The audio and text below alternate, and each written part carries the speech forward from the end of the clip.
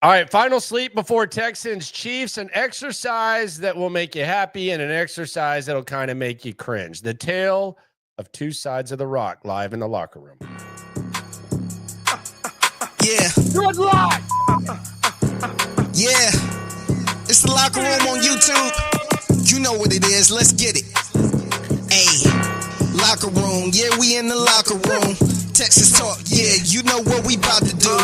Localize every angle's what we really do. We the source. We the pulse of the city too. Landlocked. Got the game in the headlock. Localize every time. Can't stop, won't stop.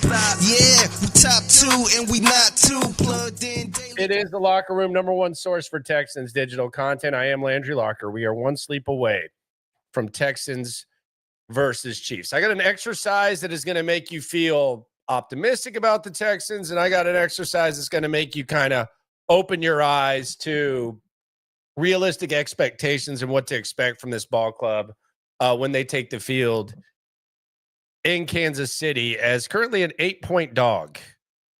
Which some people would say is low. Doesn't seem like too many people giving them a chance. But right now, actually, BetUS has it at 8.5. The Texans are a significant underdog. And there's a lot of reason why, but there is also reason, like beyond that, there is reason for optimism when it comes to the Texans and what they could or could not do when they take on the Kansas City Chiefs, who are looking to be the first team in NFL history to win 3 straight Super Bowls. SNL tomorrow, we're going to have a live show where you can get involved. We'll have the link at the top. You'll be able to jump in and get involved so we can open up the lines. That can always be interesting. Hopefully we have some Chiefs fans and we can see what exactly that is like. But there's 2 things that I want to get into. Do we want to start with the reason for optimism or do we want to start with the reason for pessimism? And this is brought to you by BetUS. Promo code YouTube150 gets you 150% bonus up to $2,000 just in time for, I think, one of the best gambling weekends in all of the NFL. I'm a live bet type of guy. I like to bet, like watch the game and then bet. But I do think this is one of the most fun gambling weekends that there is. We'll start with the reason for pessimism. And I did this today on SNL, and this is kind of a depressing exercise when you think about the Texans offense. This is what I call the depressing X factor exercise. So heading into each game, you always have like the basic ass question where who could be the X factor for this team on offense? And for the Chiefs, there's a number of options. I mean, they could be saying DeAndre Hopkins. They could say Hollywood Brown, who hasn't been around for a while. They could say Pacheco. They could say Samaje Perine. They could say Kareem Hunt. Like multiple tight ends. They could say like guys, the non like A-list type of guys that could step up. And you could do this in every other game. Like if you do Baltimore, they got Isaiah Likely, they got Bateman, they got Justice Hill. Like outside of their top guys, you can name these guys throughout. Same thing with Buffalo. They got a lot of guys as well.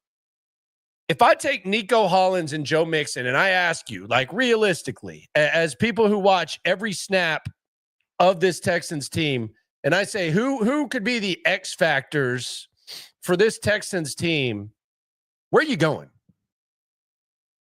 Where are you going?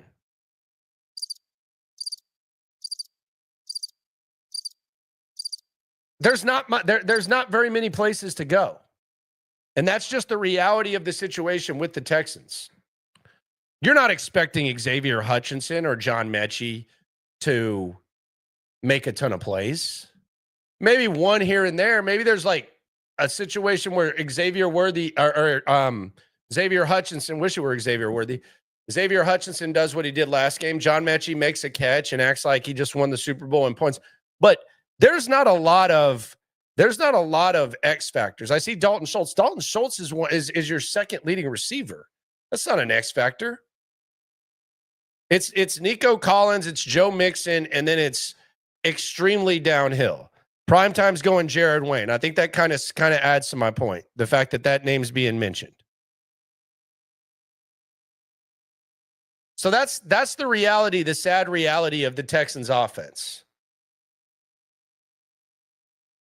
Is that you can't even really, like, in a world where you need guys to step up, you don't feel confident that you have those guys. Deontay Johnson's gone. That would have been a very popular answer.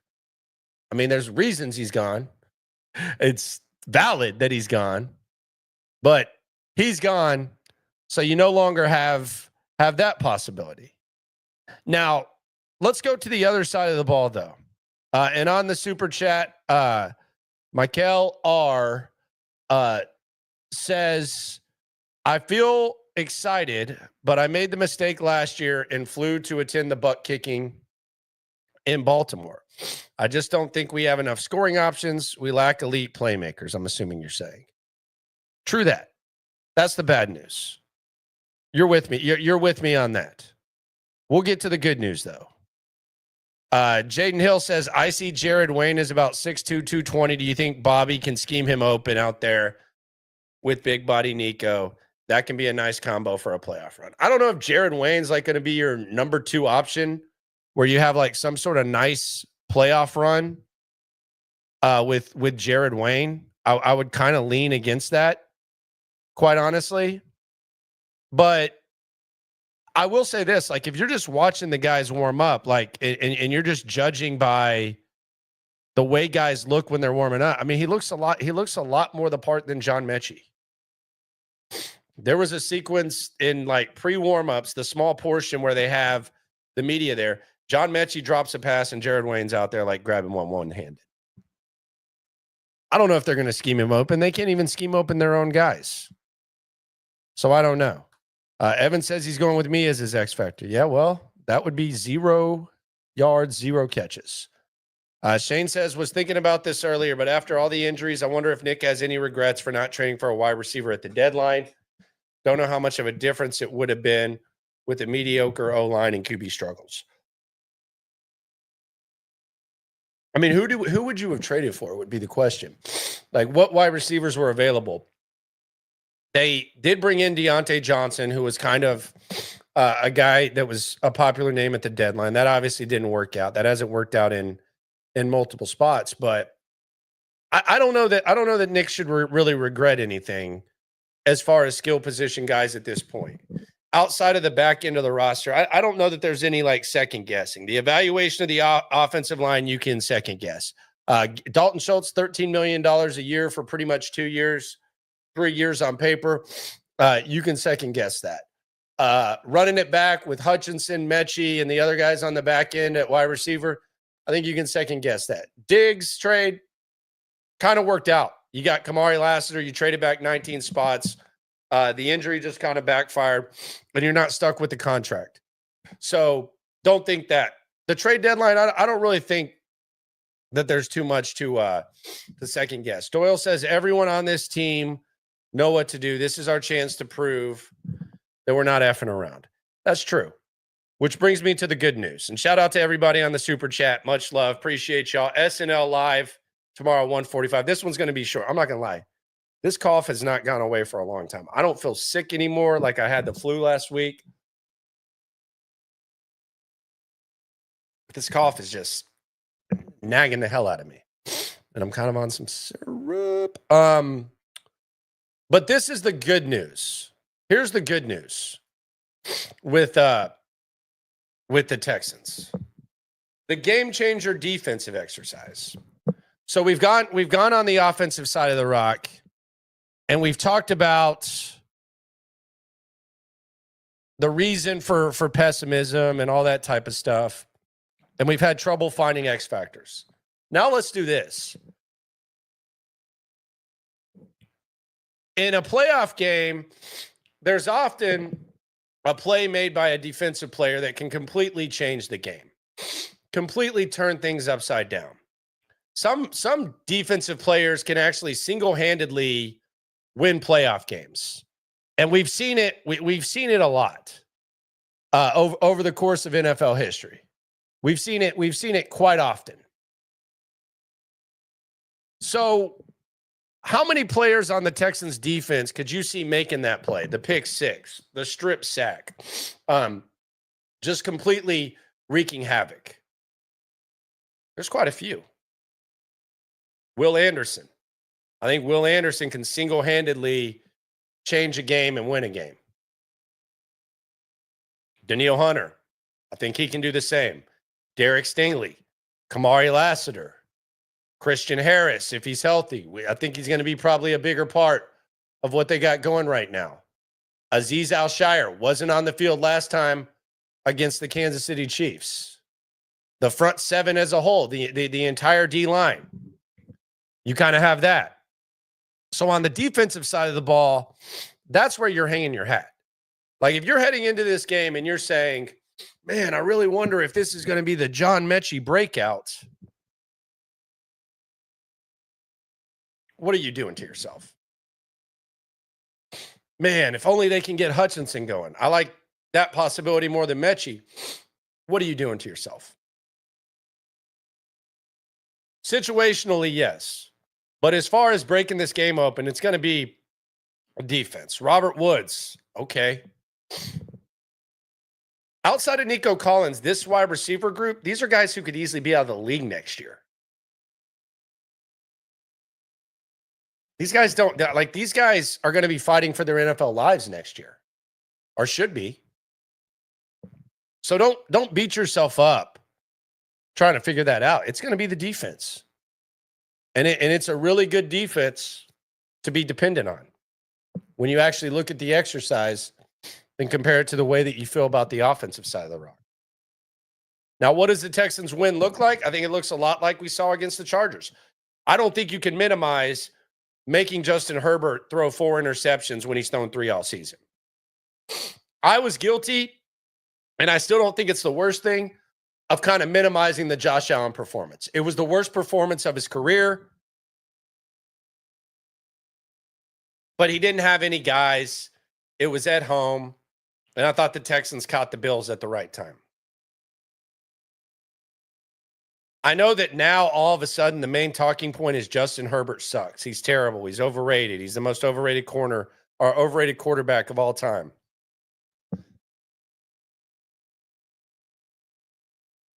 The Texans made him look that way. He might be overrated. He threw more interceptions in one game than he threw all season. That can't be minimized. And it kind of makes you revisit how you looked at the Allen effort too. How bad can the Texans make Patrick Mahomes look? Chiefs offensive line, not great. The one time we've seen the Chiefs fall the flattest on this stage, we've seen them have glorious defeats to the Cincinnati Bengals. But the time where the Chiefs, from beginning to end, it kind of looked like they were outmanned, it was when their offensive line was shorthanded. They ended up losing to the Tampa Bay Buccaneers. So that's something to take a look at, for sure. What can't each team do? I don't think the Chiefs are going to be able to run the ball on the Texans. They've been able to run the ball pretty effectively this year. They're the best team in the league, for the most part, in third down offense. Texans got a good third down defense. But I don't think the Chiefs are going to be able to run the ball. Now, maybe there's some sort of like extension of the run where they're getting the ball to guys quick. They're playmakers and trying to figure some stuff out. I don't think they're going to be able to run the ball. I don't know if the Texans are going to be able to throw the ball. And I don't know how in the hell, if you're a defensive coordinator, if you're Spags, that you don't just dedicate all your attention to Nico Collins. I don't know how that's not a no-brainer. I think the Texans might be able to find a way to run the ball somewhat effectively. Now, what are they going to do at offensive line? Are they going to try to throw Shaq Mason out there? I hope not. But I think the Texans have the potential to run the ball relatively effectively. But they're not going to get in some sort of shootout, and they're not going to light it up. Chiefs can't run the ball. Might not be able to block the Texans either. We'll know that early. We'll know that very, very, very early. So those are just the two things that I think we need to keep an eye on. Tomorrow at the pregame, when we're on the air on SNL, myself and Cody Stutz, we'll get the details of who's active and who's not. We got the elevations today, and Quinteriano is left home. I don't know what's up with this dude. It's been kind of an elevated type of assumption that was going to happen. He got left home. So you had J.J. Taylor and you had Andrew Beck elevated to the active roster. Beck's going to do the stuff he always does, the fullback tight end stuff. Taylor, I don't know. Is he your punt returner? He was in line. He's returned a few punts. Are they gonna unleash J.J. Taylor and finally use him? Your guess is as good as mine. All eyes on Joe Mixon as well. All eyes on Robert Woods. But those are your elevations. Quinteriano, that train's dead. I drove it into the wall. So that's what happened there. Brandon Pimpson says, defense is key. Nico will ball along with Mixon. If Schultz can make plays on third downs, we good. Beck is also active this week. Yeah, I don't know. That's a lot of ifs that I don't really hang my hat on. Nico will ball. Nico might clear stuff up for other guys. Mixon's going to do what he can do. Schultz can make plays on third downs. We'll see. Someone says Shaq Mason at fullback. Don't know about that. Andy, I have a fear the Texans are going to dominate the first half while KC is a little rusty. Then KC makes adjustments and wins in the second half. It's fair. It's that would kind of feel appropriate. Now, dominate though, like how much are we talking dominating? You talking about jumping out to like a 10-point lead or something like that? Like what are we talking dominate? What does dominate mean? They got the potential on the front seven to check that out. So we'll see how that goes. We'll keep a close eye on that. And it's going to be a fun time. I'm happy that it's finally here. I'm happy we're finally going to get to watch this game. I'm happy that we're going to get to cover this game. We're going to get to see what this squad can do. But it's about the defense. That's what it is. You have a defensive-minded coach. You have a guy who's a really good defensive game planner. D'Amico Ryans. That's what it's about. You have a lot of questions on offense. That's where you hang your hat. So we'll see what direction this goes. Live tomorrow, 1:45. I'm going to get this cough right, try to figure this stuff out. 2019 PTSD. If they get off to a 24-0 lead, they're not blowing that with this defense. This defense is not blowing a 24-point lead. Now, this offense is probably not going to create a 24-point lead, although if you go back and look at that 24-point lead, they scored on the opening drive. I think it was the first time that year that Watson and company scored on the opening drive. It was Kenny Stills' little wheel route. Then you had Tyreek Hill fumbling, and you had another play on defense. So it wasn't really even the offense. But this defense, if you have a 24-point lead, that's not getting blown. Not by this defense. So if there's not going to be PTSD. First of all, I don't think that this team is capable of getting a 24-point lead against Kansas City. But if they did, you're good. You're real good. So we'll see. We'll see how this whole thing goes. I'm going to go get some more meds, and I'll be ready to go tomorrow. Guaranteed. It's going to be fun. No doubt. Ain't skipping no streams, though. Promise you that. Our front sevens and D tackles are healthy. Run, Patty. See how it goes. Appreciate y'all for coming through. Let's get ready tomorrow. I'm going to get real meted up, and I'm going to lay down, and I'm always going to remember when it comes to this Texan stuff, we're all in it together. Let's feast. Not too plugged in daily digital on YouTube. We got taste for days, opinions to give. We got takeaways. If it's up, then it's up. We number one. You don't need to try your luck. Locker room, yeah, we in the